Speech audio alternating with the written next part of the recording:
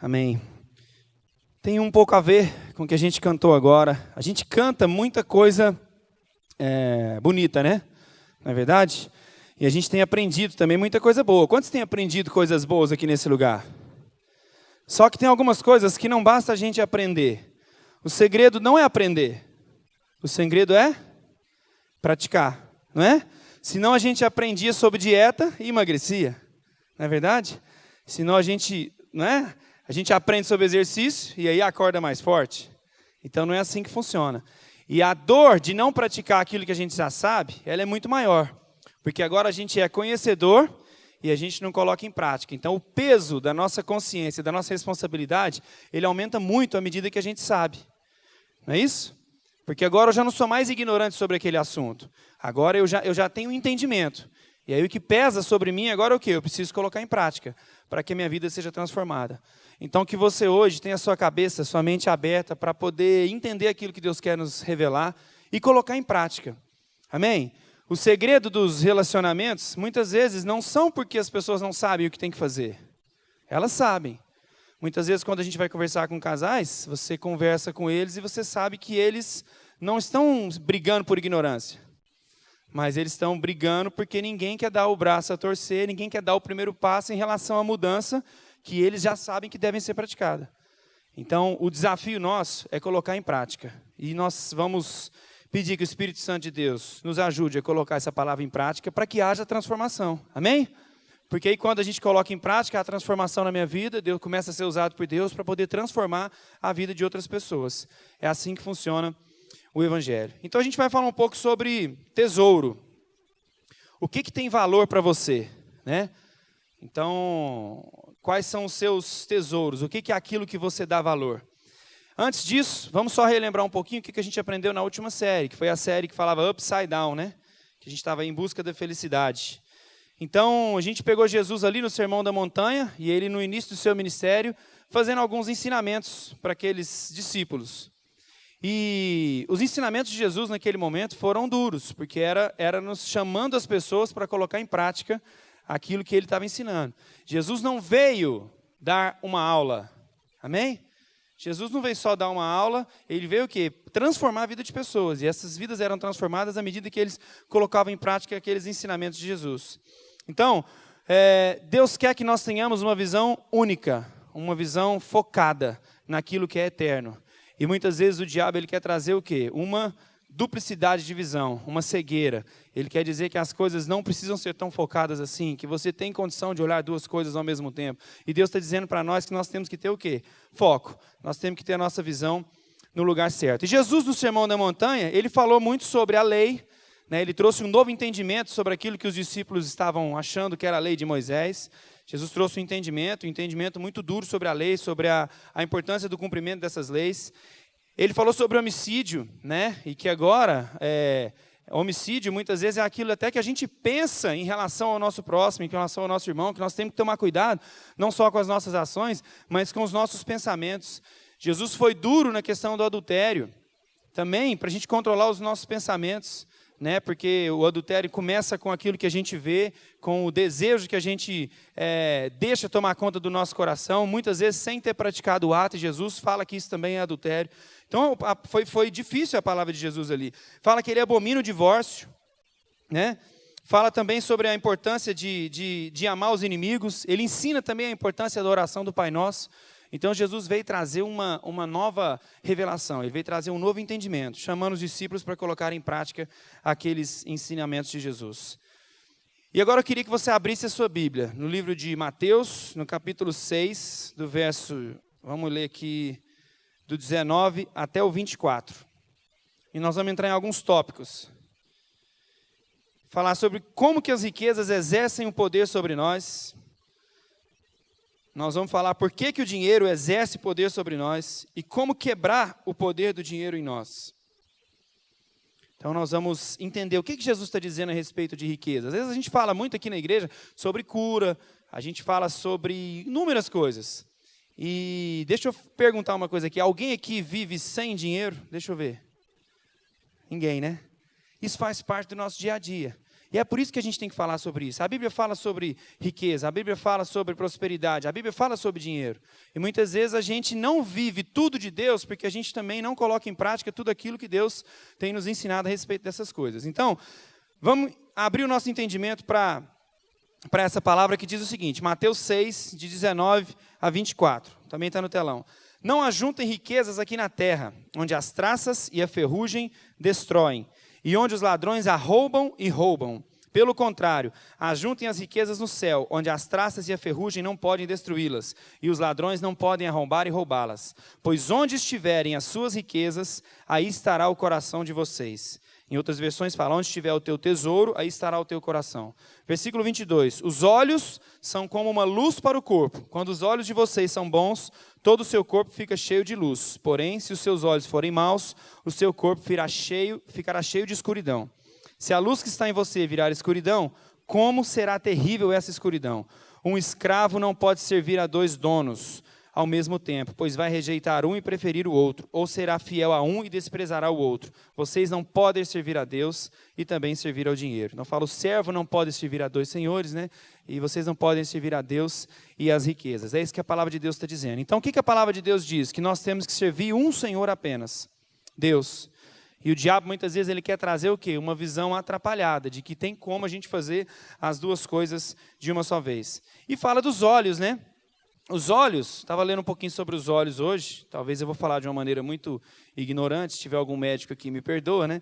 Mas os olhos, eles recebem a luz de tudo que nós estamos enxergando, a gente enxerga porque tem luz, e aí a gente recebe a imagem que o nosso cérebro vai interpretar, por causa da luz. Se a gente chegar aqui e tiver tudo escuro, não tem como o nosso cérebro interpretar aquilo que a gente está vendo. Nós estamos diante da escuridão. Então, quem interpreta aquilo que a gente está vendo é o quê? O cérebro, porque há luz. Sem luz não há interpretação. Amém? Então, por isso que o diabo quer trazer cegueira, para que a gente não possa interpretar aquilo que Deus quer nos revelar. Então, Deus quer que a gente tenha visão única e o diabo quer que a gente tenha essa visão distorcida. Nós vamos voltar muito no versículo de Mateus 6, e uma das coisas que o diabo usa para nos cegar é a avareza. Fala a pessoa do seu lado, avareza. Avareza. A gente fala, mas eu não sou uma pessoa, a gente pode pensar, eu não sou uma pessoa avarenta. Eu sou uma pessoa, a gente sempre acha que o avarento é o outro que tem mais que a gente e que a gente acha que ele tinha que dividir mais. Então, na escala, comparando com a pessoa que tem mais recurso do que você sempre acha que o avarento é o outro. Você pensa o seguinte, aquele cara podia dividir mais um pouquinho, ele tem tanto. Aí fala assim, você fala, não, o meu nem sobra, como é que eu vou dividir? Mas o dele sobra. Então, a gente sempre acha que a avareza é do outro. A avareza é um pecado muito difícil de ser, muitas vezes, identificado e, consequentemente, confessado. As pessoas não chegam e falam assim, eu queria confessar o meu pecado, por quê? Porque eu cheguei à conclusão que eu sou uma pessoa avarenta. Eu cheguei à conclusão que eu não reparto. Então, é uma coisa que a gente, muitas vezes, não fala sobre isso. A gente não reconhece que é. Se a gente não reconhece que é, a gente não tem a oportunidade também para poder mudar. Então, abra agora a sua Bíblia. Lá no livro de Lucas, no capítulo 12, no verso 15. Então, o que nos cega é a avareza e a ganância. Olha que interessante. Lucas 12, 15. Diz o seguinte. E continuou dizendo a todos, prestem atenção. Tenham cuidado com todo tipo de avareza, porque a verdadeira vida de uma pessoa não depende das coisas que ela tem, mesmo que sejam muitas. Vamos repetir, né? Continuou dizendo, prestem atenção. Primeira coisa, gente, presta atenção. Tomem cuidado com todo tipo de avareza, porque a verdadeira vida de uma pessoa não depende das coisas que ela tem, mesmo que sejam muitas. Então, a nossa vida não depende das coisas que a gente tem, mesmo que sejam muitas. Dinheiro é bom? É? Tem gente que fica com dúvida, né? Perguntar igual o Silvio Santos, quem quer dinheiro? Quem quer dinheiro? Né? Ajuda mais dinheiro? Ajuda ou não? Ajuda? Se você pudesse colocar um pouquinho mais na sua conta aqui, você queria ou não? Quer ou não quer? Só que ele não pode exercer o poder sobre nós. Amém? A diferença é que ele não pode ser o nosso Senhor. Ele tem que ser usado por nós para um fim específico. Ele não pode dominar as nossas ações. E muitas vezes a gente está deixando com que o dinheiro domine as nossas ações. A gente está criando necessidade e depois tentando arrumar mais dinheiro para poder pagar uma necessidade que eu nem perguntei para Deus se era para eu ter.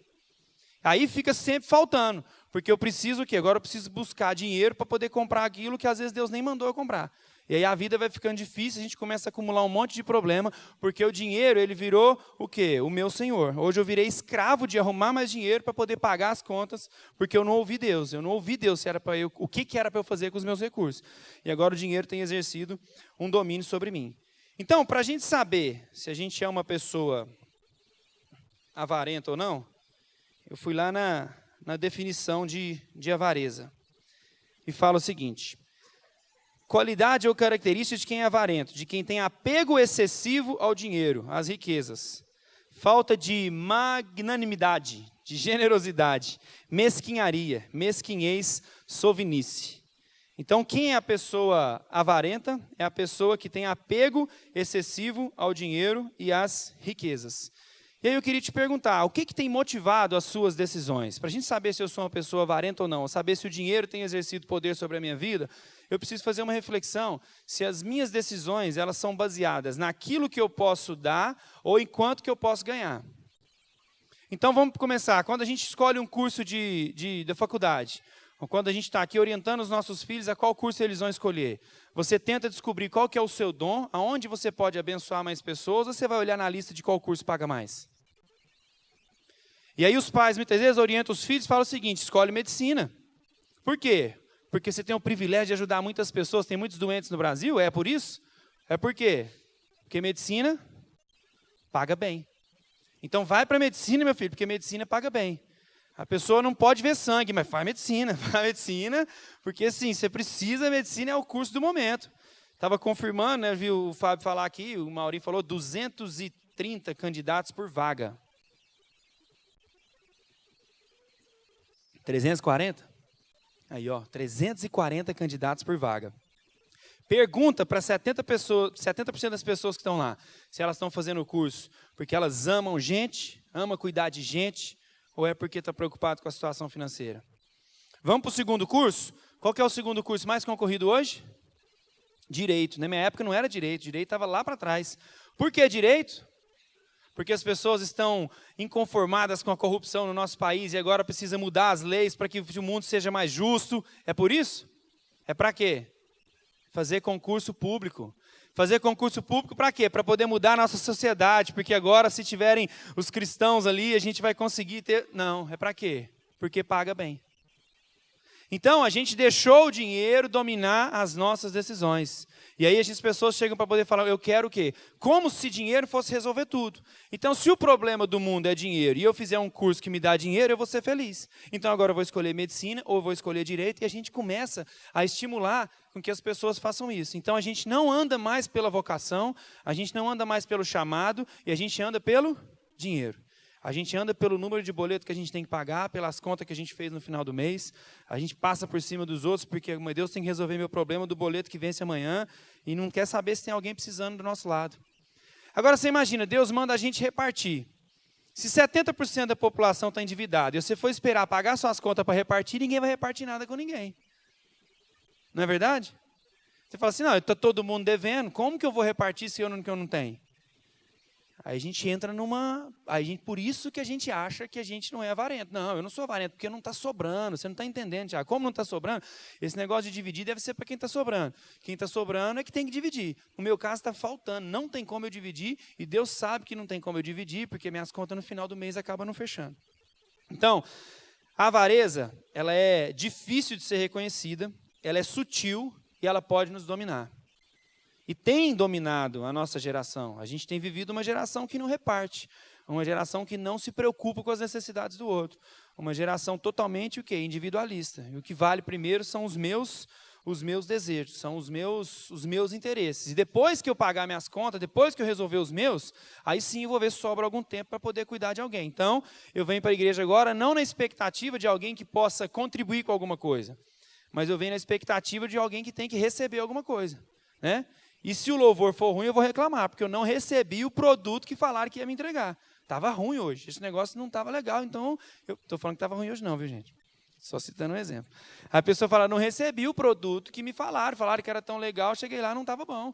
Eu ainda se sinto no direito de cobrar, porque eu estou aqui para quê? Para receber. E aí faltam o quê? Trabalhadores. A Bíblia fala que a seara é grande, mas são poucos os trabalhadores. Falta disposição, falta gente que fala o seguinte, se está ruim, vamos junto doar aqui para que o negócio fique bom. Aí sobra gente para dar palpite, para poder reclamar. Falta gente cheia de... Sobra gente cheia de quê? De direitos. Então a gente está com excesso de direitos, a gente está com excesso de avareza, a gente está com excesso de ganância. E essa avareza, ela nos leva ao quê? A corrupção. E aí eu quero chamar a atenção para algumas coisas que são pequenas corrupções, porque a gente entra na internet e fica indignado com a corrupção que está acontecendo nos grandes empresas do Brasil e, consequentemente, uma coisa ligada à outra na classe política. E aí a gente tem uma imagem muito ruim, né, daquilo que é ser um grande empresário no Brasil e daquilo que é ser um político no Brasil. Então a gente detona corrupção. Aquilo é um absurdo. Aquilo é um absurdo, é corrupção. Mas muitas vezes a corrupção que a gente tem acesso, em nome da ganância que a gente não identifica, a gente acaba cometendo. Então a gente recebe proposta para poder instalar a TV a cabo lá, que funciona todos os canais e você paga um valor bem menor do que o valor oficial aí, porque você deixa um programinha lá e libera todos os canais. Para que você vai pagar por isso? Aí a corrupção que eu tenho acesso, a gente acaba instalando. Essas coisas vão entrando de forma sutil na nossa vida. Mas corrupto é o político. Corrupto é o empresário. Lá, o grande empresário, que está morando agora em Nova York, deu... né? Aquele cara é o corrupto, mas a TV a cabo lá em casa é pirata. Mas por que não? Porque Deus sabe que não está faltando. Deus sabe que não está sobrando. Então, como não está sobrando, se eu não fizer isso, eu não encaixo o orçamento. Aí eu não tenho todos os canais e meus meninos precisam... Sempre tem uma justificativa para essas pequenas corrupções que vão entrando. Aí, na hora de fechar o imposto de renda, aparece lá assim, imposto a pagar. Você fala, meu Deus, eu já pago tanto imposto nesse Brasil, eu vou arrumar umas notas aí para poder abater no meu imposto, porque não tem condição de pagar tanto imposto assim. Ninguém aí sai catando nota de tudo quanto é lugar para poder fechar o imposto de renda, porque é um absurdo você ter que pagar. Pequenas corrupções que vão entrando, mas corrupto é o político. Então a gente não entende que a gente está praticando a corrupção que a gente tem acesso. Eles estão praticando uma corrupção numa escala maior. Quem os colocou lá fomos nós. Os corruptos aqui colocaram os corruptos lá. É dura essa palavra, né? Mas Deus quer nos ensinar, Deus quer mudar a sociedade através de nós, através da igreja, mas não uma igreja que simplesmente aprendeu, mas uma igreja que coloca em prática aquilo que aprendeu. Amém? E depois, aí você fala o seguinte, não, mas aqui na minha empresa, se eu for pagar todos os meus impostos, a conta não fecha. E aí você começa também a corrupção dentro da sua empresa, registro funcionário pagando um pouco por fora, mas mas é a carga tributária. Sempre tem uma justificativa. E muitas vezes a gente fala o seguinte, se eu for fazer tudo certinho, vai sobrar muito pouco. E aí, para que você possa ter alguma coisa que você julga ser lícita, como trocar de carro, pagar uma escola melhor para seus filhos, fazer uma viagem no final do ano, você pensa que se você economizar com essas pequenas corrupções, o desejo é lícito. Afinal de contas, Deus quer que a gente aproveite. Vai falar que Deus não quer que você viaje com a sua família no final do ano?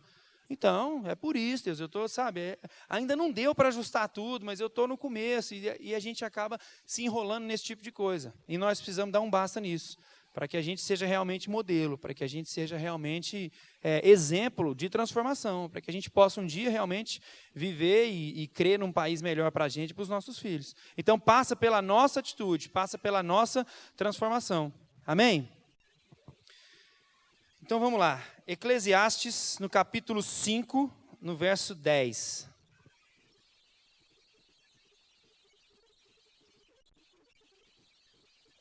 Diz o seguinte, quem ama o dinheiro, jamais dele se farta. Quem ama a abundância, nunca se farta de renda. Também isso é vaidade. Quem ama o dinheiro, jamais dele se farta. Então, quanto mais tem, mais você quer. Um exemplo é que você fala assim, você pensa, quando você ganhava muito menos, um exemplo, aí de repente você estabelece um limite e fala, quando eu ganhar X, aí acabou, eu vou ser um cara bem estabelecido e tal, aí não vou precisar de mais nada, meu alvo é tanto. De repente você ganha o tanto e você continua com os mesmos problemas de quando você ganhava muito menos. Por quê? Você deixou a vida ser atropelada. As suas necessidades, elas nunca são satisfeitas. A hora que você atinge, você quer mais. A hora que atinge, você quer mais. Então, é ilícito esse desejo, essa vontade de querer mais? Não. Tudo depende o para quê. Depende se o dinheiro está guiando o meu rumo ou se eu estou colocando ele debaixo dos meus pés e falo, peraí, você está aqui na minha vida para poder cumprir um propósito específico. Se a gente tivesse entendimento, não tem problema nenhum. O problema é que é uma linha muito sutil entre uma coisa e outra. A gente ser servo dele e ele ser o nosso servo. Então nós estamos aqui para poder abrir o entendimento. Você precisa prosperar, muito. Sabe por quê? Porque a obra de Deus precisa de muito recurso. Para poder alcançar a gente, custa dinheiro. Amém? Precisa de dinheiro para poder financiar, precisa financiar missionário, precisa precisa de recurso. Não tem como a gente desvincular isso da vida da igreja. Então, que Deus te dê muito para que você possa repartir muito, porque tem muita gente precisando. Tem ou não tem gente precisando na nossa cidade? E aonde está esse recurso? Fala a pessoa do seu lado. Está com você. Amém? É por isso que Deus vai te prosperar, porque o recurso que a cidade precisa está com você. Amém? Então a gente precisa estabelecer limites. Porque senão a gente vai sempre ser levado a pensar que o que a gente tem não é suficiente. A gente sempre vai querer o quê? Mais. A gente acha que o que a gente tem não é suficiente. Então o Eclesiastes traz essa reflexão sobre a gente. E sabe por quê também? Porque senão a gente começa a relacionar com Deus, não por aquilo que Deus é, mas pela expectativa daquilo que Ele pode me dar. E isso é perigoso. Imagina assim, você saber que você tem um relacionamento com alguém simplesmente por aquilo que você pode dar. E não por aquilo que você realmente é. Então imagina assim, o seu filho chega para você e ele mora com você não por aquilo que você é, mas pela situação financeira que você tem. Imagina você saber que se um dia acabar a situação financeira, seu filho vai embora. Fala, não, acabou o dinheiro, eu estou indo embora, pai, porque afinal de contas eu estava aqui só para... Então como que a gente tem se relacionado com Deus? Pela expectativa e por saber aquilo que Ele é e por agradecer a Deus por aquilo que a gente já tem, ou pela expectativa de que Ele ainda vai dar a grandes coisas que eu ainda estou buscando? Sejamos sinceros, a gente vem aqui para agradecer ou a gente vem aqui para pedir? Os nossos pedidos de oração, eles são assim, Deus, obrigado, porque o Senhor me salvou, o Senhor morreu na cruz, o plano está consumado. Então agora me ajuda a entender como que eu posso ser útil na vida do outro, que a minha vida já está resolvida. O Senhor já morreu na cruz, o Senhor já me deu vida eterna, eu sei que minha vida aqui é passageira, meu tesouro vai ser colocado no lugar certo, que é no céu, então agora o Senhor me ajuda a cuidar dos outros, porque a minha vida está resolvida, então eu vou resolver a vida dos outros agora, porque tem muita gente perdida lá fora, que se eu não trouxer para cá, o diabo vai levar. Então, esse tem que ser o nosso entendimento, amém? E às vezes a gente está aqui o quê? Buscando, eu preciso de mais, enrolado com as próprias necessidades, enrolado com os próprios interesses, e acaba não vendo a necessidade do outro. Então, o segundo ponto é por que o dinheiro exerce poder sobre nós? E aí, sabe por quê? Porque ele traz duas sensações que a gente aceita como verdade. A primeira delas é significância. Eu acho que se eu tiver o dinheiro, eu vou ser aceito em determinado lugar. Então, eu preciso de ter tal coisa para conversar no meio daquelas pessoas que têm. E aí eu só vou ser aceito naquele meio se eu tiver o dinheiro que aquelas pessoas têm. Então ele traz uma sensação de significância. Ele sai uma sensação de ser reconhecido. Quer ver uma prova disso? Quando a gente pergunta assim, descreva fulano, ou se autodescreva, quem é você? Você vai começar a escrever e rapidamente você vai começar a colocar as coisas que você tem. Assim, como que eu faço para identificar quem é você? Você vai falar para mim muito mais o que você tem do que aquilo que você é. Ah, eu moro na casa tal, eu tenho carro tal, eu tenho... Ou seja, a gente mistura muito o que é o ser com o que é o ter. Então, a gente acaba levando isso para os nossos relacionamentos. Então, a gente relaciona baseado no que as pessoas têm e não baseado no que as pessoas são. A gente exclui as pessoas por aquilo que elas têm. E a gente exclui por aquilo que não tem e acaba incluindo por aquilo que elas têm. A gente mistura o que é o ser, o que eu sou, com aquilo que eu tenho. Como se o que eu tivesse me colocasse numa posição de superioridade em relação àqueles que não têm. E esse é um grande pecado na nossa vida. Amém? Então, o ser é diferente do ter. E a outra coisa que o dinheiro nos traz é uma falsa sensação de segurança. Mas as pessoas buscam dinheiro para poder ter significância e para poder ter segurança. Segurança que se vier uma doença eu vou conseguir pagar os melhores médicos. A segurança de que meu filho vai estudar numa escola, então eu vou garantir o futuro dele, porque agora eu tenho condição de pagar. Então a gente acha que a gente tem controle da nossa vida, então o dinheiro ele veio para poder trazer segurança. E deixa eu te falar, isso aconteceu com a minha vida. Apesar de todos os recursos que a família tinha na época, quando ela foi fazer um exame, a minha avó, os médicos chegaram e falaram assim, ela está com câncer e não tem o que fazer. Não, mas a gente leva para onde precisar. Vamos para os Estados Unidos, a gente leva para lá. Leva para o Japão, leva para onde precisa. Qual que é o melhor médico? Qual que é o melhor medicamento? Não tem jeito. Acabou. Não adianta nada. E minha avó faleceu. Não adianta recurso em determinadas situações. A nossa garantia não está naquilo que a gente tem. A nossa garantia está em Cristo Jesus. Ele fala o seguinte, que nenhum fio da nossa cabeça cai se não for da vontade de Deus. E nós temos que crer nessa palavra, que eu confio em Jesus, que a minha segurança está em Jesus. Amém? Então a segurança ela tem que ser depositada onde? Em Cristo Jesus, e não naquilo que eu tenho condição de pagar. Então o dinheiro ele traz essa sensação. Então você não é superior a ninguém, porque você tem mais recursos. Se você tem mais, Deus está te dando o privilégio de poder repartir mais. É só para isso que você tem mais. Olha que interessante, vou ler alguns versos aqui. Lucas 12, 16. Então Jesus contou a seguinte parábola, do 16 ao 18. As terras de um homem rico deram uma grande colheita. Então ele começou a pensar, eu não tenho lugar para guardar toda essa colheita, o que eu vou fazer? Já sei, disse para si mesmo, vou derrubar os meus depósitos de cereais e construir outros maiores ainda. Neles guardarei todas as minhas colheitas, junto com tudo o que tenho. Então direi a mim mesmo, no 19, homem feliz, você já tem tudo de bom para muitos anos. Agora descanse, coma e beba e alegre-se. Mas Deus lhes disse, seu tolo, essa noite você vai morrer. E quem vai ficar com tudo que você guardou? Tem gente gastando tanto tempo para acumular riqueza, que está esquecendo dos relacionamentos que tem dentro de casa. Estão ficando distante dos seus filhos, achando que seus filhos estão precisando de alguma coisa que você está buscando, e na verdade tudo que eles queriam naquele momento era um abraço. Então às vezes a gente quer estabelecer um ritmo para a nossa vida, que como se a nossa família precisasse de algumas coisas, que tudo que eles queriam era a nossa presença. E a gente vê isso quando acontece o quê? Um velório, né? Quando morre alguém que ama, a Bíblia fala que é melhor a gente estar na casa do luto do que na festa, a gente começa a fazer algumas reflexões. E naquele momento, o que as pessoas falam? Você podia ter me dado mais alguma coisa? Você podia ter me dado mais um abraço? Eu queria ter gastado mais tempo com você, eu queria ter falado mais tempo que eu te amo. Ou é o contrário, você podia tanto ter me dado alguma coisa a mais antes de morrer. A gente sente falta do quê? Do abraço, da companhia, da palavra, das coisas que deveriam ter sido investidas tempo nelas. Amém? Então que a gente tenha esse entendimento. Olha aqui a outra palavra aqui, Salmo 20, versículo 7. Uns confiam em carros, outros em cavalos. Nós, porém, nos gloriaremos em nome do Senhor, nosso Deus. Eles se encurvam e caem. Nós, porém, nos levantamos e nos mantemos de pé. Outra palavra aqui, Provérbios 11, 28. Quem confia nas riquezas cairá, mas os justos reverdecerão como a folhagem.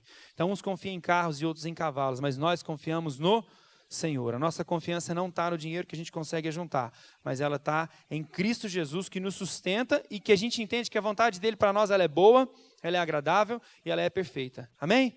É nessa segurança. Deus chamou, então ninguém morre na véspera. Quando chegar o seu dia vai acontecer, não é porque você tem mais ou menos dinheiro, é porque Deus estabeleceu aquele dia em que você tenha vivido tudo o que você tem que viver, que você tenha plantado todas as sementes que Deus te chamou para plantar, que você tenha repartido tudo que você foi chamado para repartir, para que no dia seja o quê? Como a Bíblia diz, lucro.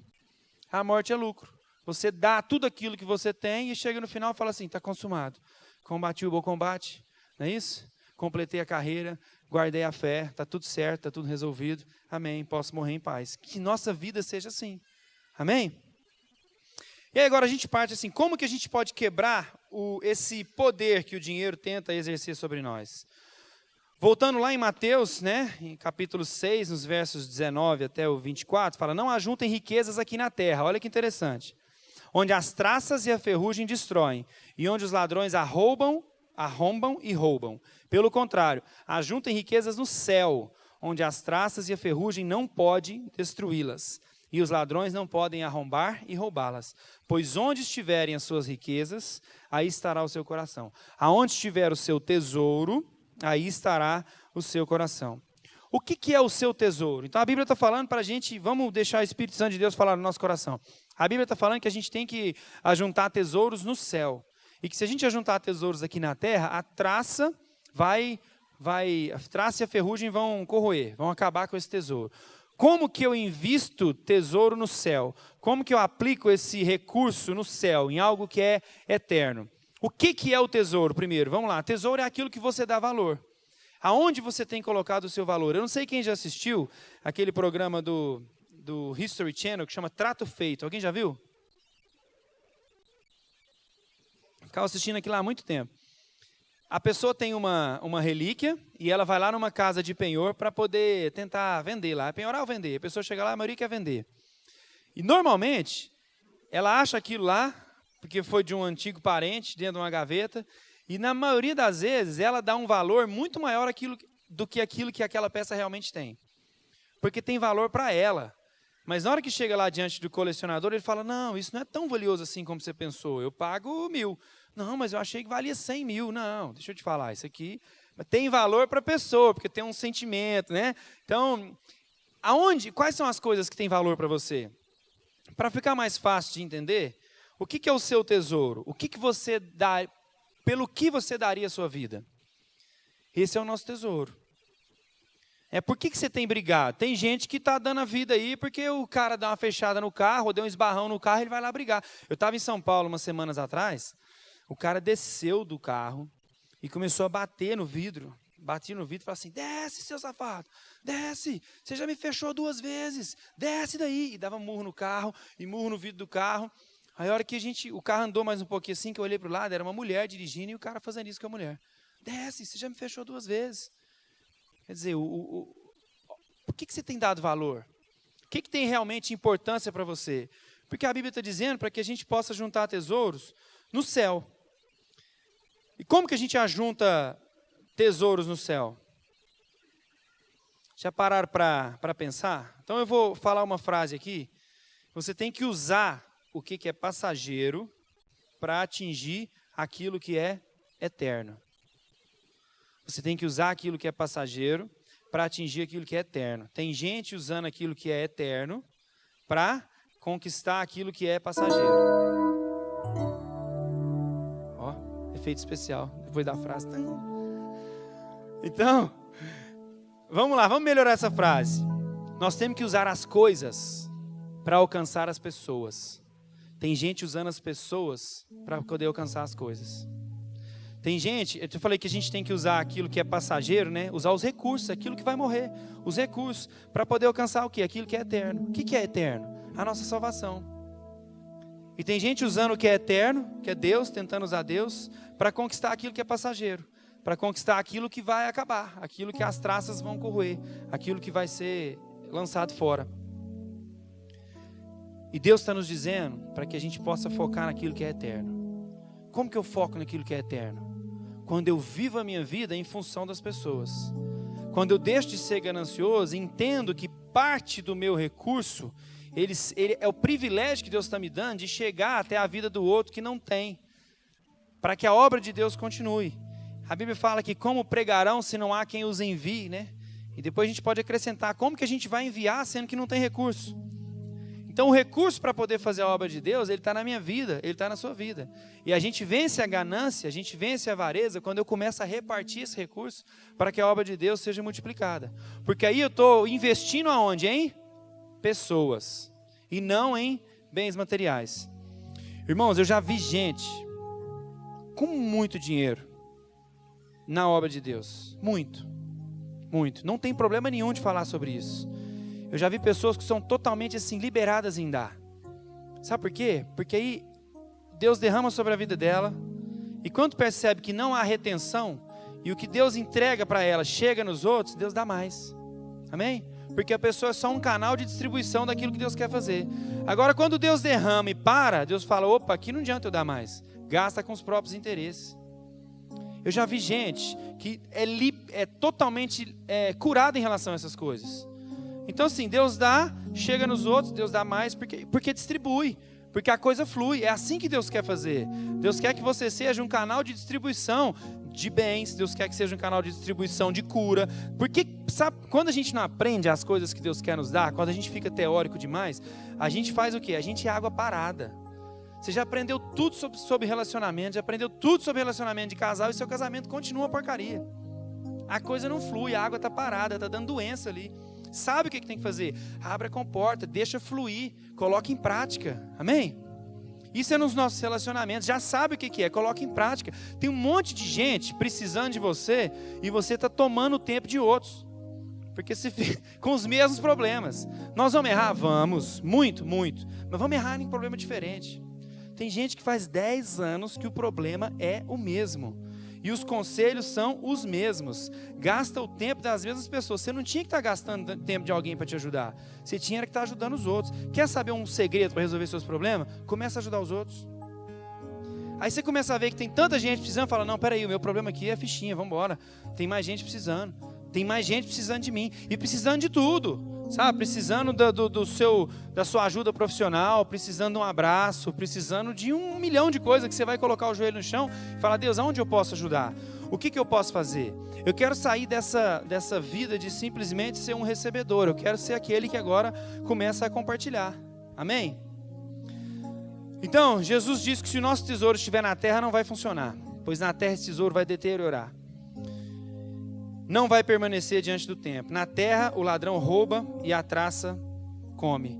Então que a gente possa agora entregar, que a gente possa repartir. E aqui tem 2 corações aqui, né? Às vezes você pode estar achando que é do Dia dos Namorados, parecendo romântico os coraçãozinhos, né? Mas vamos tentar ver o que tem nesses corações aqui. Então no primeiro coração a gente vê que tem aqui, ó, bens materiais. Deixa Deus falar no seu coração. O que tem ocupado espaço no seu coração? Bens materiais? O que tem ocupado espaço no seu coração? Beleza física? Para ser aceito, você acha que você tem que ter um físico bonito? Então você fala, não, agora eu vou dedicar todo o meu tempo em função de ter a beleza física, para que você possa ser aceito? Ou você tem ocupado seu coração com status? O que tem ocupado o seu coração? Ou, tirei mais um aqui, é o dinheiro. Ficou por último aqui, ó. É o que mais concorre com espaço no nosso coração. Ou é o dinheiro que tem ocupado o maior espaço do seu coração? E aqui a gente tem o outro coração. Coração de uma pessoa transformada. E eu queria que vocês me ajudassem a ver o que tem nesse coração aqui. O que é? Todo mundo está lendo? Não? Ninguém consegue ver? Sabe o que está escrito nesse coração aqui? Ó? Generosidade. Amém? É algo que você não consegue ver com facilidade. O nosso coração está sendo ocupado por tantas outras coisas que a gente vai ficando sujo. A gente vai ficando correndo atrás dos nossos próprios interesses. Que o nosso coração seja cheio de quê? De generosidade. Que a gente possa entender que o que Deus tem reservado para nós é muito grande. É muito grande. Que a gente possa viver essa vida que Deus tem reservado para nós. E é difícil a gente reconhecer que a gente é uma pessoa, como eu disse, avarenta. E eu tenho só algumas, coisa rápida, alguns sinais, pra você saber se você é avarento ou não. Teste. Marca a alternativa correta. Você vai responder para você mesmo. Você consegue amar o rico? Você consegue... Porque quando fala de amar o pobre é fácil. Porque você fala assim, ele tá com necessidade, tadinho, eu tenho que amar ele. Você sabe que tem que amar. Mas você consegue se alegrar com as pessoas que tem? Ou no fundo você fala assim, tem porque roubou de alguém. Isso aí é porque... Quando você vê alguém assim, o cara vai lá e prosperou na empresa. Você fica feliz? Isso é sinal que você está curado da avareza. Ou no fundo fica aquela pontinha de falar assim, incomoda. Te incomoda a prosperidade do seu irmão? Isso vai ser sinal que você é uma pessoa avarenta. Aí vem realmente não desprezar os pobres, o segundo sinal, porque a gente tem que amar. Você não pode achar que você é superior a alguém só porque você tem mais. Então se você não despreza os pobres, é o sinal também que você está curado da avareza. E quando os seus olhos estão curados, e quem tem os olhos curados é aquela pessoa que dá. E assim, a gente vai partir para um momento de reflexão. Vamos pensar uma coisa, qual foi... A gente disse que tem que colocar o tesouro no lugar certo. E tesouro é colocado no céu e que são pessoas. Deixa eu te falar, qual foi o tesouro de Deus? Olha para a pessoa que está do seu lado aí. Fala, é você. Fala, o tesouro de Deus é você. E o que Deus deu? O que Deus entregou por causa desse tesouro? Fala a pessoa do seu lado aí, Jesus. Ele entregou tudo. Deus, pelo seu tesouro, entregou tudo. Amém?